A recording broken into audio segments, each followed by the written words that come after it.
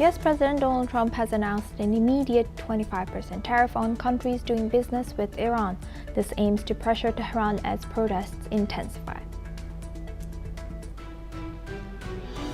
At least 648 people were killed in Iran's protests as per a US rights group. This comes as security forces crack down on nationwide protests.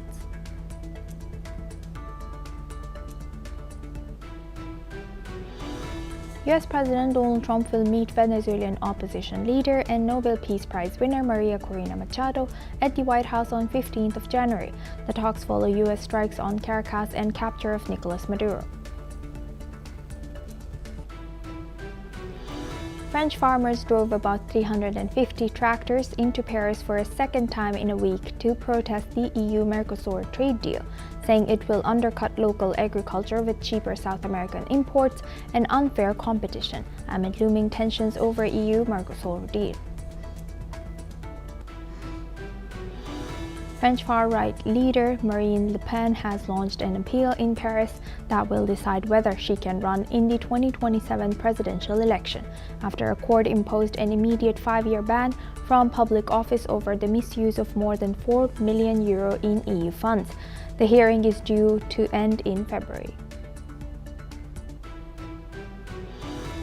Japan's yen has slid to a year lows past 158 per dollar, after reports that Prime Minister Sanai Takaichi may call a February snap election. Finance Minister Satsuki Katayama said she and U.S. Treasury Secretary Scott Bessent share concerns over the yen's one-sided depreciation.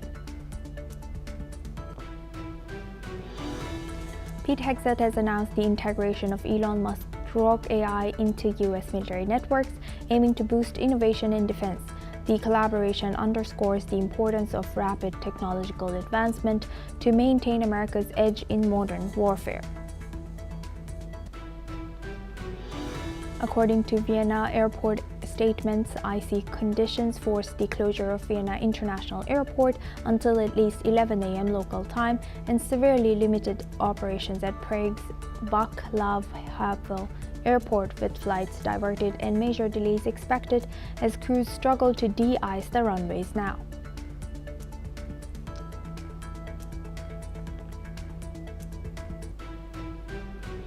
Now for this hour, we start with Europe. German Chancellor Friedrich Merz has said that Iran's regime is living out its last days as pressures grew on the Islamic Republic over crackdowns on protests that have reportedly killed hundreds of people.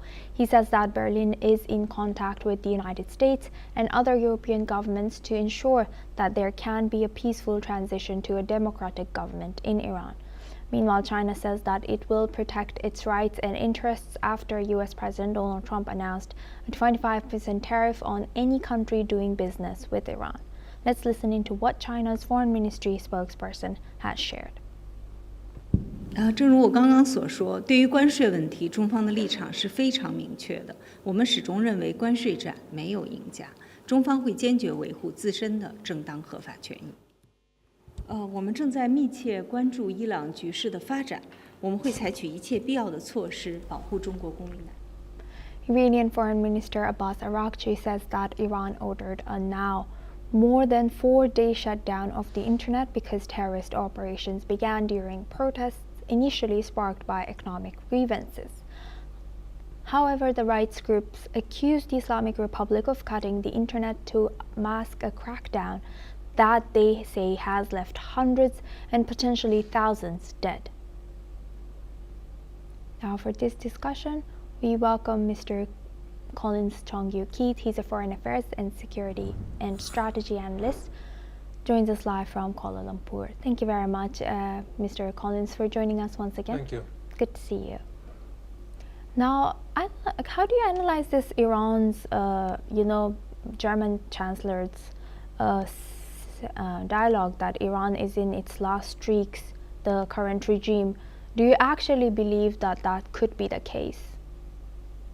Well, it is quite an unusual language from Berlin. We have seen how Germany does not normally forecast the collapse of foreign governments, yes. And what this means is essentially we have seen some confidence in, of course, the intelligence system. European intelligence likely sees that there have been cracks inside the security services of Iran, and also the possibility of the loss of regime control over key provinces. We have seen how the level, the depth, the volume of the protests, and of course also there has been capital flight, capital outflow, and the elites also have now been sitting. So Berlin is not guessing, is also meant as a signal to other Iranian elites that it's time now to choose sides, and that of course also Germany is also sending a signal to the wider European financial system that there's no need to touch on Iranian assets, and there's this high possibility of this regime is not coming back now, and this will freeze any capital, Iranian capital, faster than any impact of any sanctions, and of course also to prepare this psychological readiness for the European public that there's this possibility of regime change, and also the possibility of the ripple effects in terms of refugee outflows, migration, also the chain effects of regional instability in Europe. So this is all integrated, interlinked, and it remains to be seen now for the next coming couple of days from now. Right. And do you see any prospects in case this regime does fall? Do you see any other person taking over?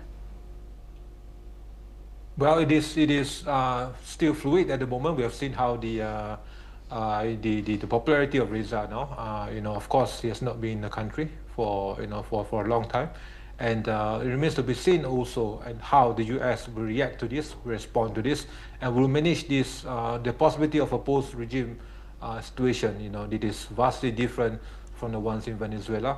You have profound implications at the regional level, at the global level, and of course there have been now talks, negotiations under the current regime.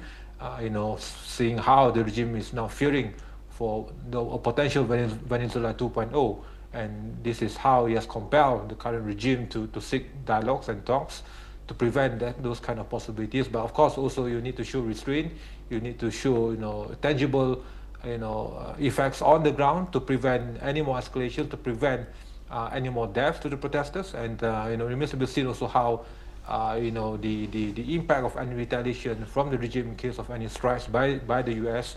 and any efficacies to those strikes, targeting U.S. bases in the region. I don't foresee any kind of immediate impact on that, seeing how the Trump administration will respond, and the deterring measures by Trump have been profound, have been immediate, have been deterrent to the maximum effect. So I don't see how the current regime will I have this kind of unnecessary moves that will test Trump further. So Trump's strategy, Trump's actions have now been proven in Venezuela, and in the message, the warning has been stuck. I don't think the current regime will intend to break those limits being set. And how do you analyze this pressure by outside forces? Like you rightfully mentioned a little bit about American pressure, and also America, Trump saying that there will be 25% tariffs on any countries doing trade or continuing to do trade with Iran. How do you think, how effective are these for the regime change in Iran? Iran has survived, years or decades of, sanctions, but this is different. We have seen how the tariffs have been put to real credible effects, and we have also seen how now the responses by China. So this tariff threat is not really only about Iran. It's also about targeting the adversaries of the U.S., including especially China, as with the same case of Venezuela. So Iran is China's, discount oil supplier. It serves as this, it's a sanctions-proof logistic hub for China. It's a key BRI anchor in the Middle East. So by threatening tariffs on anyone continuing to trade with Iran, Trump is doing something far more aggressive than sanctions alone. He's setting the red line that you can trade with Iran, or you can trade with the U.S. So not both. And this will essentially corner China into a greater trap, as with the case with Venezuela. But of course, as we have seen, the regime now is under a very precarious situation, and further sanctions and this threat of sanctions on any nations doing further trade with Iran will essentially deal a final blow to the regime, and this is vastly different from the prolonged and protracted sanctions that Iran has been facing for years, for decades now. And this will, this is just a preliminary move by Trump. And of course, there will be further deterrent actions. You can also count in military moves, but this is a very strategic first move. And I foresee that it will also send a very stark warning, not only to China, but to other nations, but also, being seen as an impactful first move on forcing the current Iranian regime to align with the demands and to stop all these measures on the ground. Thank you for highlighting that. Mr. Collins, please stay with us as we come back to you for our next discussion as well. Now, moving on to BBC, the BBC is seeking to dismiss US President Donald Trump's $10 billion lawsuit over its editing of a January 6th speech. Trump claims the broadcaster misrepresented his words, making it seem like he encouraged supporters to storm the Capitol while omitting his call for a peaceful protest. In its filing, the BBC argues the Florida court has no jurisdiction as it did not broadcast the program there. It also says Trump cannot prove damages given that he was re-elected after the broadcast. The BBC has apologized for the editing but said it will defend itself in the court. Now for this discussion, we welcome back Mr. Collins Chong-Yu-Keith. He's a Foreign Affairs, Security and Strategy Analyst, joins us live from Kuala Lumpur. Thank you very much, Mr. Collins, for staying with us. What more can you tell us about this ongoing? Thank you. What more can you tell us about this ongoing, BBC and Trump dispute? Well, we've seen how Trump has finally been vindicated. We've seen how he has rightfully argued that there's this profound, structured, ingrained, structural and systemic injustice to Trump by portraying him in such a bad light. Even during the elections, during the campaigns, and now he's seeking justice, of course, but he's not trying to win money from the BBC. He is also testing whether these foreign media organizations can continue to shape the local domestic U.S. political framework, but without this legal exposure inside the U.S. So he's now testing the limit because this will set precedent in the future. And the motion by BBC to dismiss this is a defensive move to preserve the old archaic system, the old global media order, where these Western broadcasters, this woke, kind of institutions has been framed by Trump to freely edit, frame, or reinterpret foreign political actors without, with impunity, and to remain shielded from accountability. So this is a testing line, and Trump is trying to test this limit. But of course, also through this move, Trump is trying to assert that if other institutions or organizations try to shape the domestic political reality for Americans, then they have to be held accountable also for whatever actions that they have been taking, and they are basically inside the legal jurisdiction of the U.S. So this changes the whole framework of information geopolitics. But it is the right of Trump to do this, as he has been a victim here. And but of course, this will have profound implications worldwide. China, Russia, and others, even Europe, will also watch how much legal power that Washington can give its own leaders against international media institutions. But again, as we know, it has been now proven that there's this truth to what Trump has been saying all the while, even in domestic media organizations in the U.S. as well as other organizations, including the BBC, that that Trump has been wrongly being framed or being put in the wrong perspective, and now he is all his right to fight for this. Thank you for highlighting that. With that, I would like to thank Mr. Collins for joining us today and sharing that insight with us on NewsX World. Now we move on to US. The White House has posted a photo of US President Donald Trump looking over a large map of Greenland with the caption, "Tap to monitor the situation." This comes as Trump continues to push for Greenland to become part of the United States. In recent comments, Trump has reiterated his belief that Greenland should join the US and said military force could be considered to achieve that goal. However, Vice President J.D. Vance recently stated that US expects Greenland to peacefully gain independence and join the US without military action. The US and Denmark signed a defense agreement in 1951, ensuring US protection of Greenland. Trump's administration is actively exploring options for acquiring the island. Now, for this discussion, we welcome retired Major General Sudhakarji. He's a senior strategic and international affairs expert, joins us live from New Delhi. Thank you very much, Major General, for joining us again. Good to see you. Now, looking at this, what more can you tell us about this situation? It seems like President Trump is not letting this fizzle out. He's it's escalating. He's persistent on acquiring Greenland. Good afternoon, Asuma. Thank you very much. You are asking me a very difficult question in a very simple form. Donald Trump is Donald Trump. He only knows what he is doing. He's setting a new world order and adding on to the turbulence, to the existing geopolitical churn. This is a new front. He has opened up multiple fronts, and the commitment and assurance that he has given during his election campaign for 2.0 tenure, he's not been able to fulfill any of them to the best of my understanding.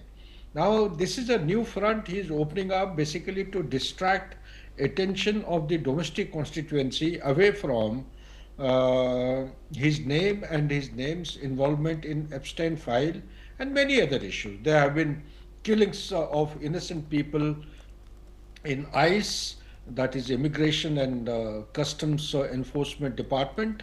They have resorted to firearms, use of firearms and killing of innocent people.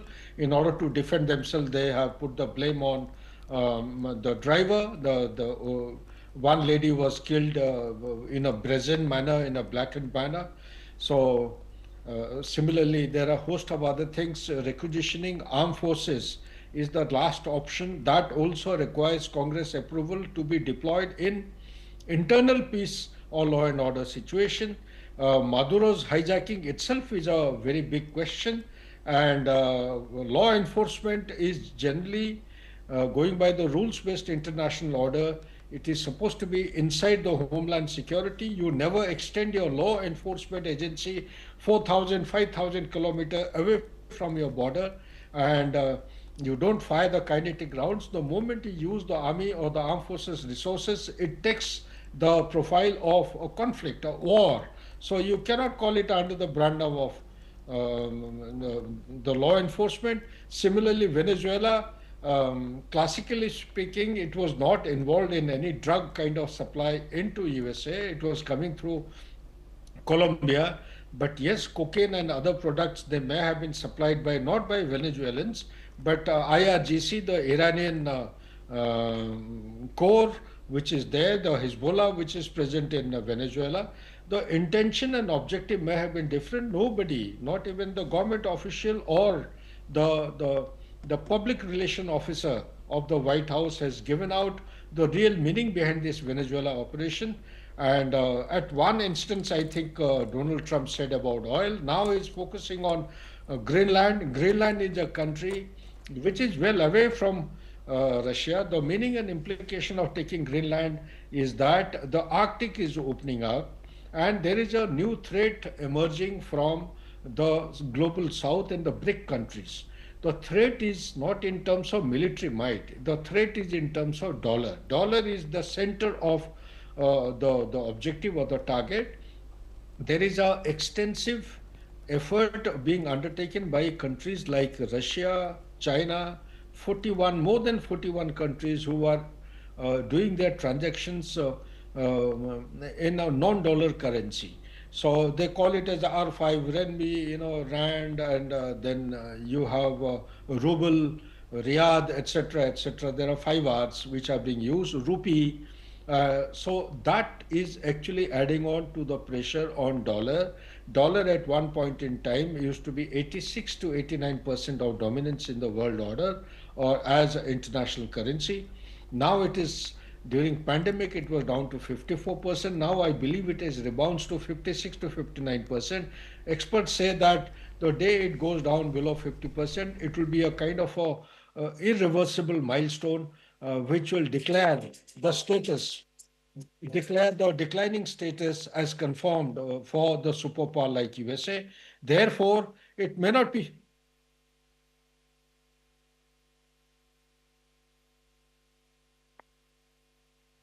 if I'm audible, can you just confirm to me because Yes, there is a call coming from the telephone yes, that am I audible? Okay, yes, fine. you are So audible. Yes, therefore, he is firstly distracting attention of the domestic constituency by carrying out activities which were not in the agenda.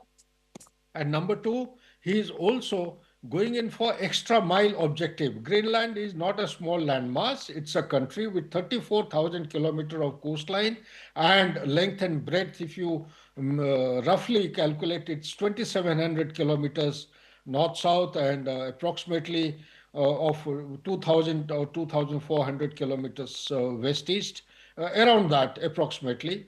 It has got huge amount of mineral, rare earth element, oil, gas, but there is no need for all this. If you look back to 1951, there was a defense agreement between Denmark and USA, and as per that agreement, the USA is always welcome to carry out any kind of dominant activity because it is a member of the NATO, so therefore it has got bases in Greenland itself. So I don't feel, as a student of geopolitics, justified in USA going in for this kind of objective. If Arctic is opening up, if it is melting, it has got enough of bases to keep the yes, Arctic under domination, and it is also a member, if I am not wrong, it is member of the yes, Arctic Council. So there is no logic, no justification for him to go in for Greenland, and he's opening up a new front yes. which will actually militarize the complete area. The global order will be in big trouble in times ahead. Back to you, Asuma.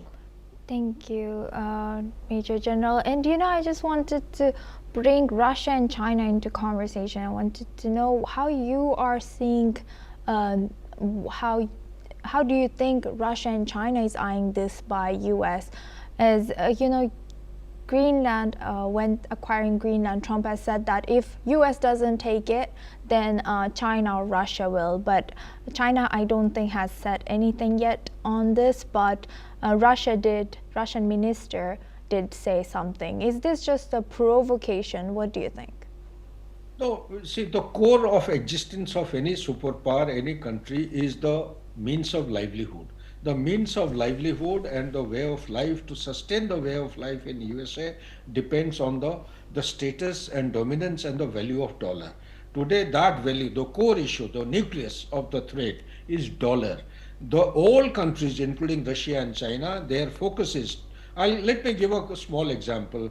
India bought oil between 2022 and 2025 December worth about approximately 140 billion worth of oil. Out of 140 billion, close to 85 billion dollars have been paid in non-dollar currency. So isn't it actually contributing or adding on to de-dollarization? The moment de-dollarization happens, the whole thing actually, the geopolitics has got driven to geoeconomics, and in geoeconomics, de-dollarization is the biggest threat. Therefore, he's trying to push back the expansionism of BRIC countries. Russia and China per se are the founding member. India is one of the members, so is South Africa and Brazil. He is trying to get after these countries and the new members who have actually joined and started operating in the domestic constituency. Now, coming to the issue which you are raising about the fear of Russia and China, where haven't China gone in inside America? You see, Africa, they have already bought 7% of land, arable land. In America, every big city or military installation, China has already acquired, has purchased land estate far greater than that you and me can understand. They have penetrated into the way of life of America. So it is a desperate move. He's not wrong in what he's saying. He's correct. If America doesn't go into Greenland today, the day is not far when China and Russia, with the speed and the momentum they're building of their expansionism, they will be setting their flag, hoisting their flag in Greenland. And as it is, the entire Europe, the leanings of Europe by virtue of Donald Trump's mishandling of the situation of transatlantic relationship has already started leaning towards China. And in the given instances, because of the fuel shortage and the price rise of food, fuel and fertilizer, Europe's dependence on Russia is a natural phenomenon, and to stop it artificially is creating a barrier between the two. So therefore, the leanings are always, people in the world have understood that time for USA or transatlantic relationship has come to an end. They should gracefully let the natural flow of development of activities in geopolitics and geoeconomics be given the status and the place, and which Donald Trump is not prepared to. So he's making all out desperate attempt. Fortunately, it is coinciding with distracting attention of the domestic polity away from Epstein into something which he can justify easily, maybe later, may not be now. He does an action first, thereafter he explains later, which will have little bearing because that action will be overtaken by multiple actions. But as far as his contention is concerned, I would say that to a large extent he is quite right. If he doesn't do it, China and Russia will be sitting right there in the Greenland, or would be dominating the coastline or thronging along the coastline much more intense form than what it is happening today. Back to you, Asuma. Thank you very much, Major General, for sharing that insight. Please stay with us as we come back to you for our next discussion as well. Now, moving the focus on to South America, Venezuela has freed 3 more Spanish prisoners, bringing to 8 the total released since the U.S. ouster of longtime leader Nicolas Maduro. Spanish Foreign Minister José Manuel Alvarez has confirmed that the latest releases, including Spanish-Venezuelan dual nationals, amid pressure on Caracas to speed up the liberation of detainees held after contesting Maduro's disputed 2024 re-election. Authorities had previously said 116 political prisoners were freed in recent days, but families are still waiting as many loved ones have yet to appear. Rights groups estimate hundreds of political prisoners remain jailed across the country. One of the previously freed was prominent rights activist Rocio San Miguel, who had been detained for alleged involvement in an anti-government plot, a charge Spain rejects. Madrid has praised the releases as a positive step and urged Venezuela to continue moving forward with broader prisoner releases. Now for this discussion, we welcome back retired Major General Siddharkarji. Thank you very much, Major General, for staying with us. Now looking at this once again, how might this release of,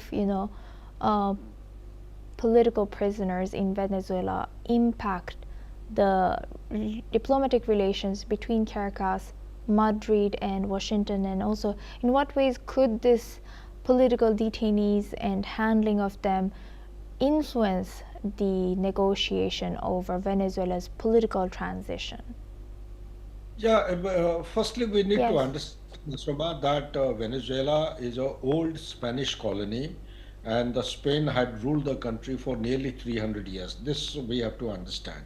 There is a high degree of influence of the Spain and Spanish language and culture in the Venezuelan culture as on today. So you find also that Spanish even today, despite the fact that Venezuela became independent sometime back in 1811, they continue to extend support to Venezuela in multiple forms. Also, they continue to oppose Venezuelan government and oppose the corruption. So they have willy-nilly some role to play for Venezuela's continued status of being a poor country despite having rich natural resources. So having said that, the political prisoners under pressure from USA have been released.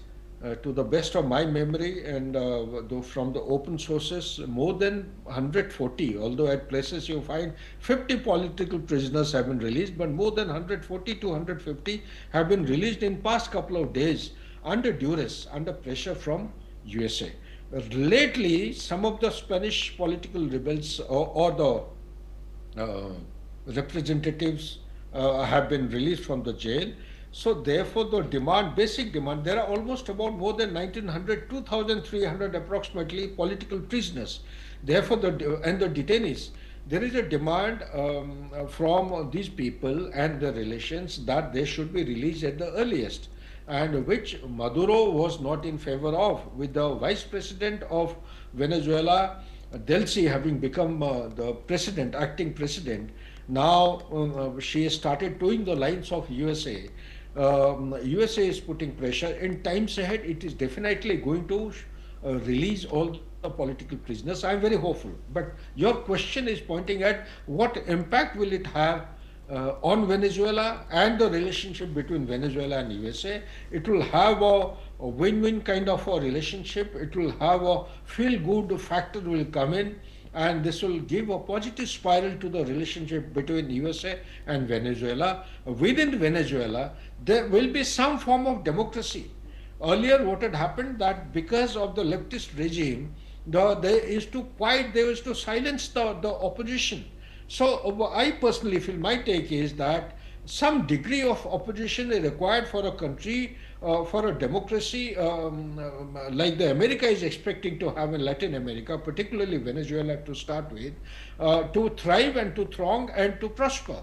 Otherwise, without that, the country cannot actually enjoy the freedom that the human beings are entitled to. That is my take at the moment. If you have any other question, you are welcome to kindly ask. Thank you for sharing that. No, that's all for this discussion. Thank you very much, Major General. Now we move on to Europe. Flight operations have been severely disrupted in Central Europe after icy conditions forced the closure of Vienna International Airport until at least 10 GMT. Runways were reported to be repeatedly freezing over despite clearance efforts, with flights being diverted to other airports. Meanwhile, in Prague, operations at Václav Havel Airport were reduced to a very limited mode due to freezing rain. According to reports, delays and arrival restrictions are expected to continue through the day as de-icing operations remain underway. Now we move on to tech news. Marklines has launched a new generative AI feature for the automotive industry. The company has announced the beta version of Marklines Gen AI, designed for B2B users.